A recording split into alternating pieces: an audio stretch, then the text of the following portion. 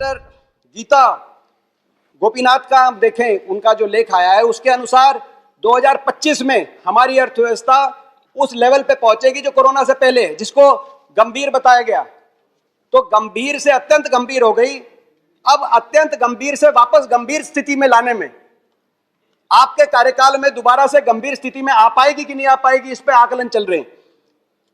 बहरहाल अब स्थिति यह है कि जैसे गर्मी के महीने में कोई नौसिखिया मिस्त्री कोई वाटर कूलर किसी घर में लगा हो, उसकी आके मोटर खोल दे मगर उसको बांधना ना आए और सबके पसीने छूट जाए, आपको भी समझ में नहीं आ रहा कि अब क्या हो।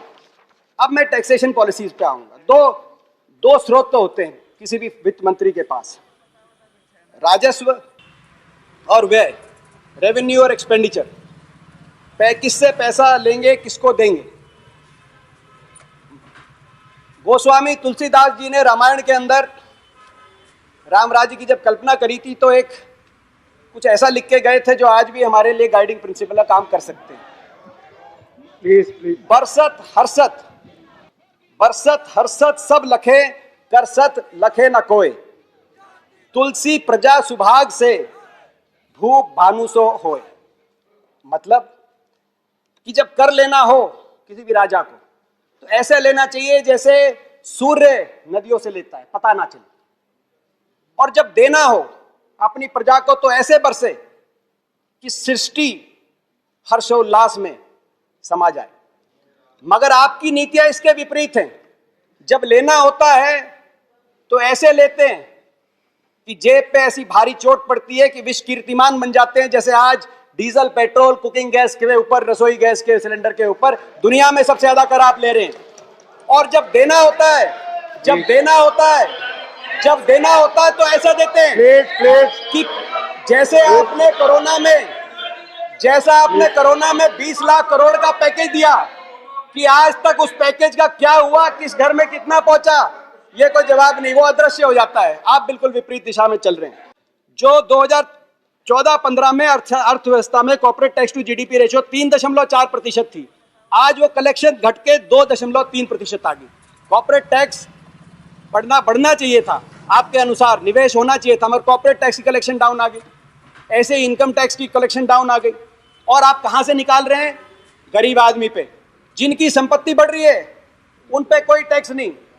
और आप कह रहे एक और गरीब आदमी पे पेट्रोल, डीजल और रसोई गैस पे आप टैक्स लगा रहे हैं। आप ये कह रहे हैं कि कॉर्पोरेट टैक्स तो दुनिया में बराबर होना चाहिए, तभी हमारी कंपेटिटिवनेस बनेगी हमारी कंपनियों की। तो इनडायरेक्ट टैक्स, पेट्रोल और डीजल पे टैक्स दुनिया के बराबर क्यों नहीं होना चाहिए? मैं आपसे सवाल पूछता हूं, हमारे आम आदमी की कंपेटिटिवनेस क्यों नहीं होनी चाहिए? महंगा ऐसे पेट्रोल डीजल की बात आई, आज स्थिति ये है पेट्रोल डीजल पे आज 100 रुपए में से, धर्मेंद्र जी बोल रहे हैं, आज 100 रुपए में से 63 रुपए सरकार की जेब में जाता है अगर कोई पेट्रोल भरवाने जाए। और डीजल पे जो 2014-15 में जेटली जी के पहले बजट में 3 रुपए की एक्साइज ड्यूटी थी, आज वो 31 रुपए की एक्साइज ड्यूटी हो चुकी है। आपके पहले बजट में 75,000 करोड़ की कलेक्शन थी पेट्रोल, डीजल, रसोई गैस के सिलेंडर पे। आज इस बजट में वो 75,000 करोड़ से बढ़कर 3.5 लाख करोड़ की कमाई उसी जनता से आप कर रहे हैं और अच्छे दिन बता रहे हैं। तो ये मैं समझता हूं, आप उसका दर्द समझिए, उस बूढ़ी माँ का जिसने दिया जलाया था कोरोना में, आज उसके घर गैस सिलेंडर खाली पड़ा है। आज वो चूल्हे पे लकड़ी से रोटी जला रही है और उसके धुएं से उसकी आंख में आंसू निकल रहे हैं। बेरोजगारी एक और फॉल आउट है, बेरोजगारी देश में एक और फॉल आउट है बेरोजगारी। देश की बेरोजगारी इतनी भयावह रूप ले चुकी है। आज हम जानते हैं एनएसएसओ के अनुसार 45 साल में सबसे ज्यादा बेरोजगारी, सीएमआई के अनुसार 70 साल का बेरोजगारी का रिकॉर्ड इस साल, पिछले जो वर्ष गया इसमें टूटा है।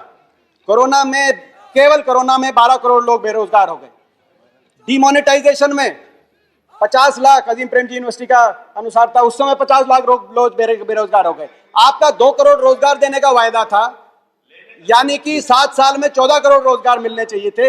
इसके अनुसार तो जो है ये केवल इन 2 कोरोना और डिमोनेटाइजेशन की वजह से 12.5 करोड़ रोजगार आपके कम हो गए। हर घर में एक बेरोजगार। आप कह रहे पकोड़े तलिए, मैं मानता हूं वो भी हो सकता है, मगर अगर हर घर में ही बेरोजगार है, हर घर में अगर कढ़ाई चढ़ा के पकोड़े तलने का काम होगा तो खरीदेगा कौन? वो खरीदेगा कौन? वो पकोड़े तलेंगे, और अगर खरीदेंगे नहीं तो अगले दिन के लिए बेसन और तेल का इंतजाम कैसे करेंगे? हर घर में बेरोजगारी। किसान की बात, मैं किसान की परिस्थिति पे आना चाहता हूं। किसान, आज आप कह रहे हैं कि 4 महीने से किसान बैठा है, क्यों बैठा है? ये वही किसान है जिसने अर्थव्यवस्था को जीवित रखा कोरोना के समय भी। ये किसान है जिसको उम्मीद थी आपसे कि आप किसान की आमदनी दुगनी करके, वायदे दुगनी करने के अपने वायदे को निभाएंगे, मगर क्या हुआ?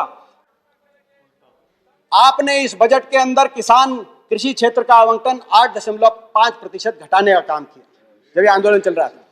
बात तो थी एमएसपी दुगनी करने की, बात तो थी इनकम दुगनी करने की, मैं 2 मिनट में अपनी बात तो थी दुगनी करने की, मगर अब क्या हुआ? जैसे एक छोटा सा बच्चा चिल्ला रहा था, मलाई दो अपनी मम्मी से, रोटी लेके गई, मलाई दो। उसके दादा ने पूछा क्यों चिल्ला रहा है? बोला मलाई मांगता है। तो बोला एक काम करो, इसकी रोटी छीन लो, फिर मलाई छोड़ देगा, रोटी चिल्लाएगा, फिर रोटी चिल्ला देना। या एमएसपी की बजाय, डबल करने की बजाय अब एमएसपी छीनने की बात आ गई। और मैं एक बात कहना चाहता हूं सदन के माध्यम से, अपनी बात को कंक्लूजन की तरफ लेके जाने के लिए। ये किसान 26 तारीख को 4 महीने हो जाएंगे, 4 महीने से बैठे, 300 से ज्यादा जानों की कुर्बानियां हो गई। मैं सरकार से आग्रह करना चाहता हूं, उपसभापति महोदय, मैं 2 मिनट में अपनी बात, 1 मिनट में अपनी बात, मैं आग्रह करना चाहता हूं कि सरकार इन किसानों की सुने, संवेदनशीलता दिखाए, सदन से कम सहानुभूति का एक वाक्य, संवेदना का एक शब्द। 300 लोगों ने जान कुर्बान किया। कभी किसी ने ऐसा आंदोलन देखा है? इतनी जानें कुर्बान करने के बाद भी 20-20 किलोमीटर का धरना आ जाए। आप संवेदना का एक शब्द करिए, किसानों की बातों को माने, और किसानों के 300 जो जाने गई हैं उनके लिए, उन परिवार